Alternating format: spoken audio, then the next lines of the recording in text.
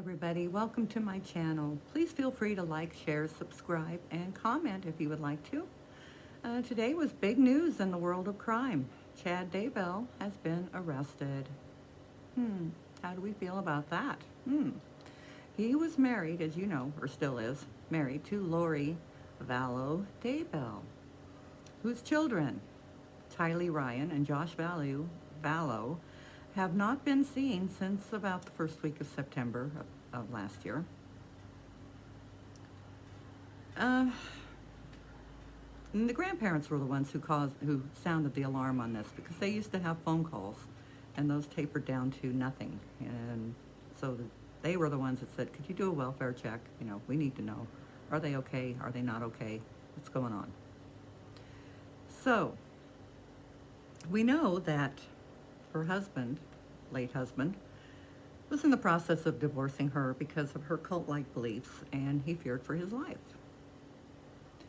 Well, he should have feared for his life, because her brother went to see him, apparently, and beat him with a baseball bat and claimed self-defense. So they were investigating the self-defense, and the brother mysteriously dies from a blood clot on his lung. A lot of death following these people. They had met through a podcast of, find it somewhere,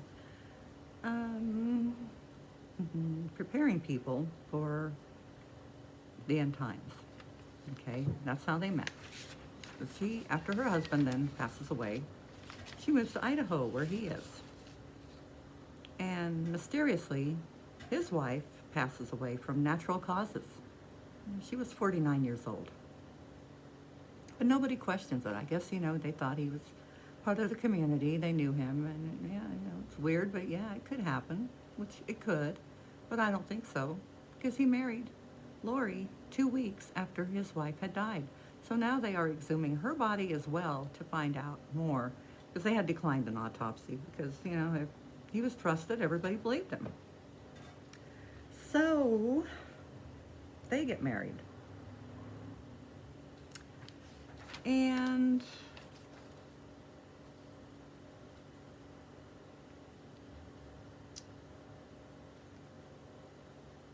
then when the cops show up, because the grandparents were worried, hadn't heard from them, tried to call them, could never talk to the kids, the authorities show up to see where they're at.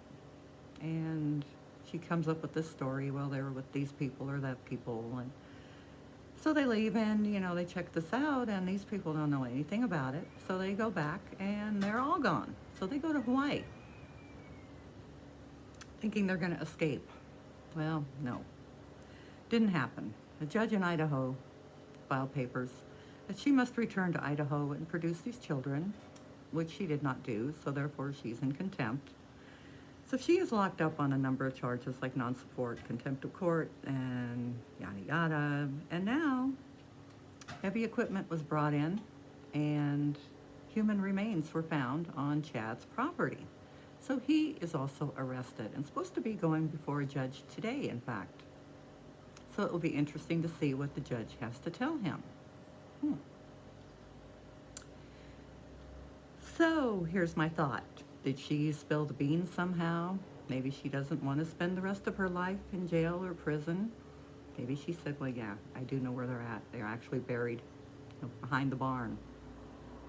Because it doesn't look like they dug up the whole place. They kind of went to an area. And, now that he is arrested, they are waiting, of course, for the actual DNA to come back to see if it is these children. But the mayor was on television earlier. I think everybody down there is thinking that it is, because he pretty much spilled the beans, and said, well, now we have closure. It's not what we wanted, but, we're sad, but we're glad that they've been found.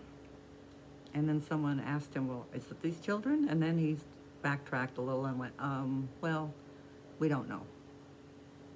So they have good cause to believe that these remains belong to these children, but they have to wait for the autopsy.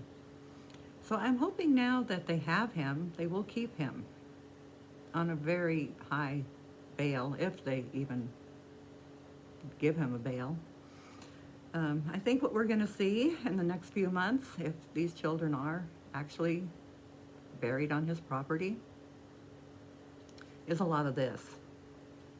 You know, well, he did it, but it was her idea. But he actually did it, and she helped.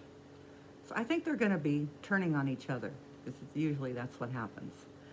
Either way, you know, hopefully there is finally closure for the grandparents and other family members who have been worried sick for months.